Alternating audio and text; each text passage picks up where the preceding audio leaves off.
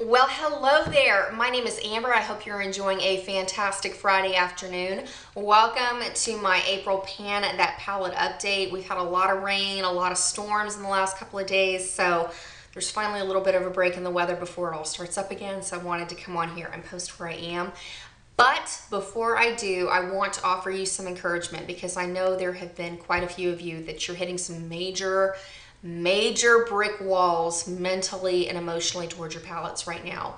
Keep working hard, keep moving forward, because I went through those very same walls last year as I panned my naked palette. I would ask myself, why am I doing this? Is it really worth it? Why did I decide to just pan a palette and not use the rest of my collection? And it's just, my motivation was coming on here knowing I had you as a friend to hold me accountable. Another part of it was I wanted to actually finish something out of my makeup collection to prove to myself I could do it. But I want to offer you the encouragement that it will happen.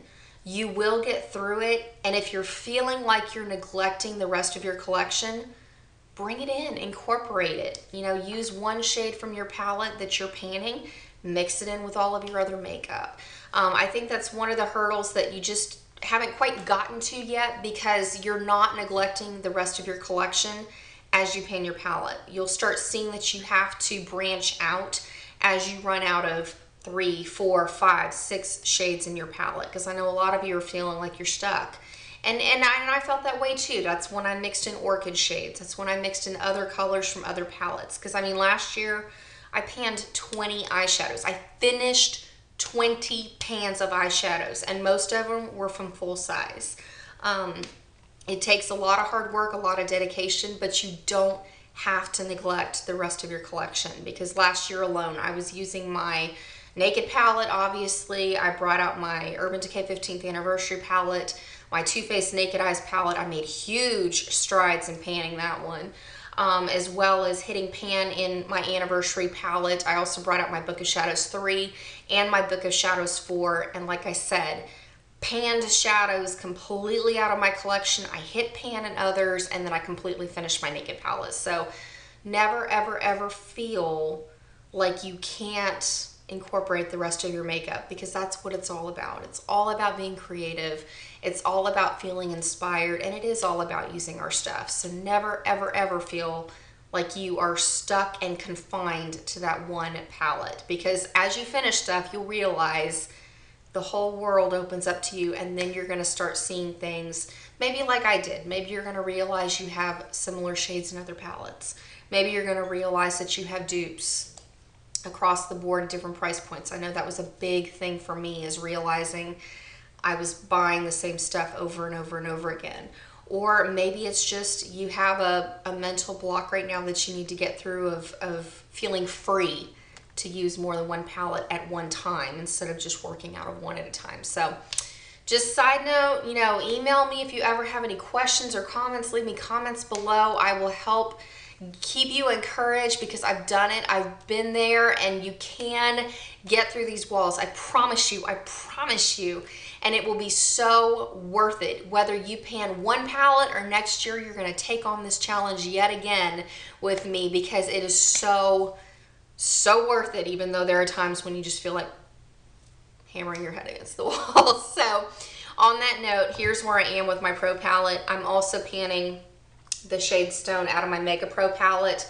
I have hit major pan in this, and also too, if you are brunette, here's where I am with Stone right now. As you can see, I've made that dip a little bit bigger. I'm kind of working on the sides, and I'm thinking, since I use such a stiff brush, I'm probably going to have to repress this, because after I clear out and leave 2 triangles of eyeshadow in the pan, I probably have to worry about it falling out completely. So when I get to that point, I will do a repressing video so that I will show you exactly how I do it if you're needing to repress some of your Lorac shadows.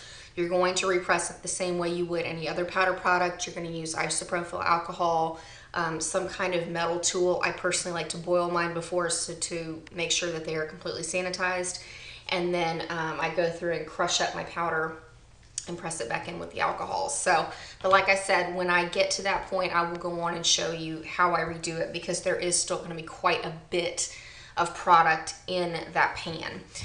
The other thing I kind of wanted to mention, I've been trying it to stay in my Lorac Pro a little bit more. If you have dark hair like I do, you can also use the shade Espresso in your brows if you've finished all of your brow products. Because I know personally, that's another thing a lot of people have said, I don't like to multitask my stuff when I have all of these other face products. I was there too. I've just gotten to the point where I used up all my brow products and I never repurchased them. I use eyeshadow now because I've got enough eyeshadow double. But if you have a bunch of brow products, you have a bunch of bronzers, you have a bunch of other things, by all means, use them, love them, enjoy them. And then as you use them down, then you can step into your eyeshadow collection later as you downsized, if that's one of your goals for the future for your makeup collection. But don't feel like you have to do everything the same as me. You've got to figure out what works for you and stick with it, and you will have success, I promise. So as far as my Lorac Pro palette, I've really hit some big time pan, and I wanted to also share this with you. I know a lot of you have basically made the determination you don't want to use a palette for shades you don't like, but I still encourage you to use those shades, because you may be like me where you don't like something initially, but as you continue playing with it and using it and trying it with different looks, you may end up loving it. That was definitely the case for me with this palette in particular, with the shade Deep Purple. I have that hashtag Deep Purple is a beast. And also with this shade down here called Nude. I absolutely could not stand Nude when I first started using it, but I've discovered my very favorite way to wear it every day. I am wearing the combination I will describe on my eyes. I take mauve and I transition it all over my crease area for my hooded eyes. I mix Nude with light pink. As you can see, I've hit some major pan in light pink. I mix those two together and layer them on my lid. I pop Deep Purple in the crease with a very small crease brush just to do my outer third, to make my eyes look a little bit more big and like I have larger lid space than I do. And then I take Nude on a fluffy shader brush on its own and highlight the inner third of my eye and my brow bone. I absolutely love that combination. And also, if you want to add more of a pop of pink or purple under it, use the Maybelline Color Tattoo in Hibiscus Heartbreak. I've also got that on my lid under Nude and light pink. It's beautiful. It's that perfect, gives it enough of a purple undertone to change up the shade of this to where it's pleasing to me. But just to give you some more ideas. Just like when I used my Naked palette, I couldn't stand the shade Half Baked. It really annoyed me that I had as much gold eyeshadow as I did. By the end of using Half Baked out of the Naked palette, I loved it. So never, ever, ever feel like you're going to buy a palette just for the shades that you like, because you may be pleasantly surprised as you pan your palette to discover shades that you may not have liked before suddenly are now your favorites. So keep working hard. Keep pushing through. You're going to learn about your style, what you want out of your makeup, and the direction you want to go for the future. That's what Pan That Palette is all about. Figuring out your style, not what works for somebody. Okay, sorry, my camera cut off there, but where I am kind of with the rest of the palette, I have gone on and I finished Matte White, and I've also finished Taupe. And one of the things, again, it's back to what I've learned about myself in this multitasking process and about my style. I learned that I really, really love matte white as a highlighter on my face. And I personally do not own a matte white highlighter in the rest of my collection as far as a face product. So like I said, multitasking this eyeshadow, I enjoyed wearing it as a highlighter on my eyes, and I really just, I loved it. It's so great. Under glasses, it was a great way to change it up from always having something shimmery, but on my cheekbones and on my chin, my Cupid's bow, down my nose, and in this center area of my forehead, it was gorgeous. I really Really appreciated it, and I'm glad that I have a backup of white in my Mega Pro palette, because as I go into really shimmery looks this summer, I know that I have that matte white that I can fall back on, and it's in an eyeshadow pan, so I can pan it very quickly. So it all comes down to doing what works for you. I also really fell in love with this taupe shade. If you want to multitask it and get through this palette a little bit faster, it was a lovely shade for me to contour with. It did a really nice job on my cheeks, on my nose. I also used it under my chin, and I would go through in my temple area. I know you have to try it out, see if it's going to work on your skin tone. For me, it was perfect. It was absolutely beautiful, but my favorite way in the entire world to wear it was as a transition shade in my crease area before I'd lay down dark colors like slate or deep purple. And it was just, I miss that color. I'm already kind of looking at the Mega Pro palette, seeing, you know, we've got camel and fawn and sepia. Might have to mix some of those together to get something pretty close, or I might go into light brown from the Pro 2 palette so that I stay with the whole Lorac theme, because these shadows do pan very quickly when you use densely packed brushes, just FYI. I know a couple of you, I liked whoever made the comment of every night mauve keeps refilling itself. I'm using a flat shader brush from Bare Minerals, and it is taking me a while to get through shades like taupe and mauve that way, but once you hit pan, it goes much faster. It's just getting to that pan part. And then as well as like black down here, I'm continuing to work on it, and the reason I'm getting through this the way I do is I have to set my liners. It's not an option for me because of my hooded lids. When I don't set my liners, it doesn't matter if I wear a gel formula or a pen liner or a pencil liner or just shadow. It travels. It's something that I have to do. If you don't have to set your liners, don't feel obligated to do it. It is a nice way to go through extra eyeshadow, but if you don't have to set your liners, by all means, do not feel chained, obligated to doing that every day, because if it doesn't work for you, don't do it. Don't do it. You got to figure out your style, the goal you want to go in the future, and what you want out of your makeup collection. You don't have to do everything the way I do it. But I do go through and I set my MAC Black Track Fluid line so I don't have to worry about any gunkiness or creasing during the day.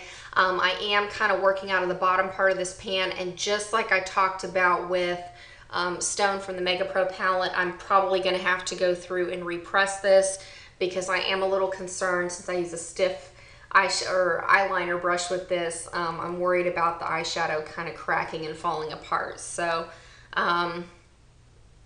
yeah, I'll probably have to repress them about the same time, but I will have a video showing you how I repress these shadows, because there is going to be quite a bit of product in both black and stone. And then, just like I was mentioning earlier, the longer you use colors, you may be pleasantly surprised that you like them. I have really started to fall in love with deep purple, especially with this look that I'm currently wearing. And it was a shade that I really kind of had to work through. I was wearing these really intense smoky eyes for a while with deep purple, and then I was trying it with layering, and it was just like I hadn't found my stride with how I really enjoyed wearing it the most until now. And again, it was pairing it with a shade like nude, which I was not a fan of starting off. So never, ever, ever be afraid to kind of branch out of your comfort zone a little bit. I love having YouTube, having Instagram, having Twitter, so that you can use these hashtags, see what other people are doing, and get creative with your makeup, because they may have ideas that work for you and you won't know until you try them. So like I said, like with deep purple, it is now one of my absolute favorite shades out of this palette, even though it's tough. It's tough to get through. And I did have to switch my crease brush that I was using. I did have like a big fluffy crease brush from Bare Minerals that was kind of like a MAC 517. But now I have a really thin brush from MUA, and so it's taking me quite a bit longer, but you know, I'm rolling with it. I don't care. You know, I'll use deep purple as is. It's fine.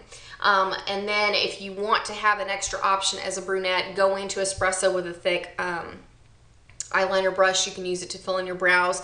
It is a little bit dark, so you're going to want to make sure you blend it out. But on days that I've just, wanted to take one palette when I travel out of town, I will just take my Lorac Pro palette and use espresso in my brows.